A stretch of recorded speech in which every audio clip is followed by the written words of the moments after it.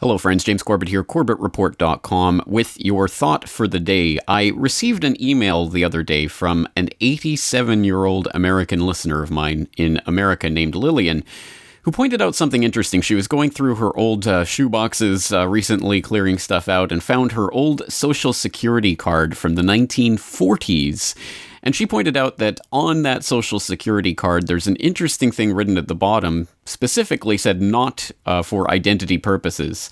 So this is the Social Security card that I'm sure most American citizens will be familiar with. This is from SSA.gov, and this is the standard type of card that's issued these days. And of course, it's got all the Social Security information on the back. It's got the number and name and U.S. citizen or whatever written on the front. But I thought about that, and I went and I looked up, and you can find various examples of the old Social Security card numbers online. And here's one that was actually Elvis Presley's from the 1950s. And sure enough, for Social Security purposes, not for identification, clearly written at the bottom. And it struck me when looking at this just how interesting it is. These tiny little details can sometimes say so much about where we are as a society and who we are as a people, and the extent to which we have been programmed to accept things that were once thought unthinkable. Why not for identification? Why was that so brazenly written right there on the front in big bold letters for all those people in that first generation or two of people who got these Social Security cards in the first place? Why was that something that needed to be put up front and center and made absolutely to everyone's attention? Is because, of course, that was an issue when Social Security first started in the 1930s. The first cards had big, bold proclamations. This is not for identification, because people were scared of the idea of federally mandated, federally issued identification that was going to be used to track and surveil people and basically put them into catalogs and databases. That everyone at the time knew that was a sign of tyranny. That was something that Americans did not want in the land of the free and the home of the brave. And yet somehow we've arrived at this card where, of course, that's been effaced. So how and when and where did we get to that point? Well, as I'm sure I don't need to elaborate too much for most of the people who do follow the alternative media, of course, we have been on this course of eroding the sense of privacy and privacy protection for decades, if not half a century or more at this point. And of course, it culminates in things like the Real ID Act. I'm sure that most of the old-timers here, by which I mean people who have been in this for at least a few years, who will probably be able to remember back to Aaron Russo's 2006 documentary, Freedom to Fascism, where one of the major points that he was making was the Real ID Act was coming. The Real ID Act was going to create a federally standardized identification that was going to look like your local state driver's license, but it was actually going to be federally run and federally issued, or at least federally standardized. And that was a big issue in Freedom to Fascism, and a lot of people were talking about that issue at the time. But then there was some kickback, and so of course there was some holdouts, and then the bill got passed in 2005. It was signed into law by Bush, but it was eventually put sort of on the back burner, and there was some time limitation extensions that were given and things like that. So it basically faded away as a political issue. But guess what? While you were sleeping, in case you didn't know, back in December of 2013, Department of Homeland Security said, hey, guess what, guys? We're going to start enforcing that Real ID thing that we talked about years and years and years ago that you've all forgotten about.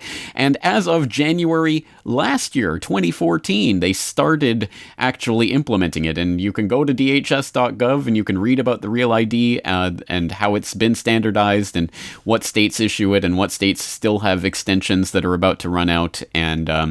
And all of that, again, this has all been going on while you were sleeping. The federally standardized driver's licenses, which of course are not just federally standardized at this point. It's an intergovernmental cooperation in a worldwide implementation for worldwide, globally standardized IDs that's been going on for a very long time now. I posted a guest post up by Nathan Allenby back in 2010 on CorbettReport.com, going into great detail about the various ways that this has been implemented and standardized behind the scenes by intergovernmental agencies like the ICAO, which have a standardized format for issuing this type of ID. Tons and tons of information in this article, and there's an interview with Nathan Allenby linked up there in that article. Of course, all of this will be in the show notes, so please do check out these links for more information. But there you go. It's a globally standardized ID that is gradually being implemented everywhere in the world, and people still don't even know about their federally issued IDs. And then top that off with things like the driver's license for the internet that people like Craig Mundy of Microsoft were calling for back in 2009, 2010. Well, in 2011, Obama, the cyber president, started the National Strategy for Trusted Identities in Cyberspace and released this white paper back in April 2011, talking about how the federal government was going to be spearheading and piloting various projects to create an ecosystem online for privacy identification and all of this, that basically the federal government was going to be getting in there, getting their hands dirty, trying to get people involved in ways of verifying their online identity. But of course, the government wasn't going to be issuing these types of IDs. They're just sponsoring it and they're kind of coordinating the private industries that's going to be implementing this. So as part of this April 2011 white paper, it created a national program office under NIST. Yes, the same NIST that created World Trade Center buildings 1, 2, and 7 whitewashes, that same NIST, is now coordinating the National Strategy for Trusted Identities in Cyberspace, creating this ecosystem, the identity ecosystem, and paying millions upon millions of dollars in pilot projects to various companies to start creating cyber IDs that eventually are going to be your way of getting onto the internet. It is coming. An ID for the internet is coming, and it is being spearheaded right now by things like this National Program Office. Again, link in the show notes. Or if you don't believe it, it's already happening. It is already being test piloted. As of April of last year, it was already being test piloted in 2 states, Michigan and Pennsylvania, again being sponsored millions of dollars for the state governments to start basically piloting these projects for, again, federally standardized and coordinated cyber IDs. So this is already happening. And if you think all of this isn't enough, it gets even more Buck Rogers science fiction-y. Back in 2009, I wrote an article on the DNA control grid, and at that time, there was a quote-unquote revelation, a mainstream news revelation. This isn't conspiracy theorizing. The Austin American-Statesman and others were reporting on a quote-unquote discovery that for 40-plus years, the state of Texas had been keeping the blood spots collected from babies at birth, keeping those blood spots on record in a DNA database that they didn't let parents know about, but that they were using for scientific research purposes. Of course, scientific research purposes, right? The same way Japan uses the whales for scientific research purposes, and somehow those whales end up in school lunches, as I can positively attest to in my own experience. So again, scientific research purposes, the government has been collecting babies' blood at birth for 40 years and putting it into a secret DNA database that is controlled by the Pentagon as it comes out. And it's not just in Texas, for those who think so. It's in the United States, it's in the UK, it's in Canada, it's in Australia.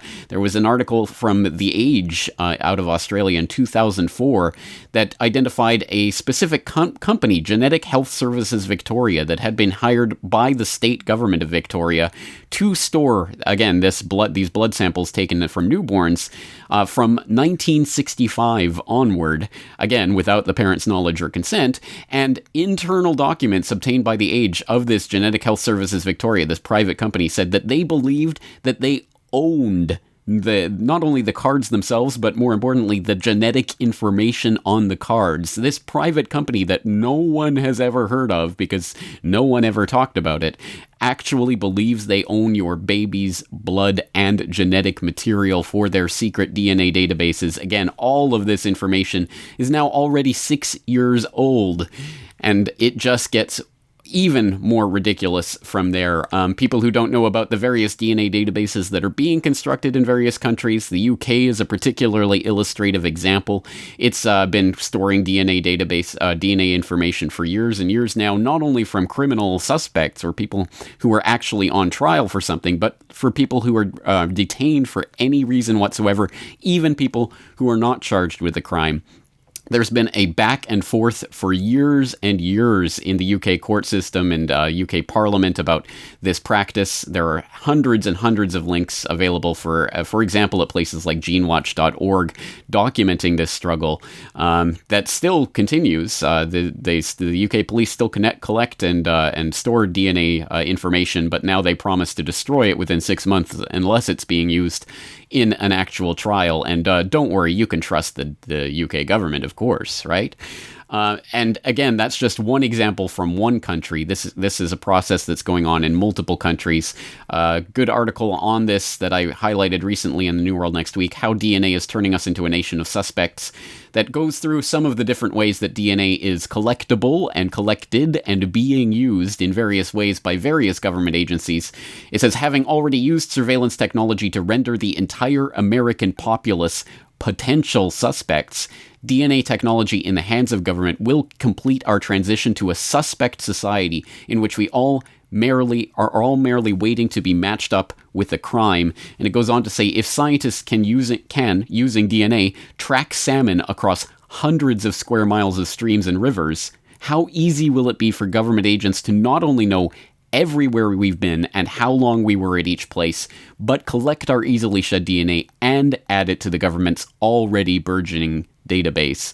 This is Buck Rogers science fiction, nightmarish stuff, and for decades, for half a century, for the last half century anyway, people have intuitively known, felt in their bones that this is an absolute 100% in-your-face hallmark of tyranny. It was even put into literature and given a name by Orwell, of course, George Orwell, 1984. Big Brother is watching you. This has been the symbol for decades and decades of governmental tyranny and a government run amok.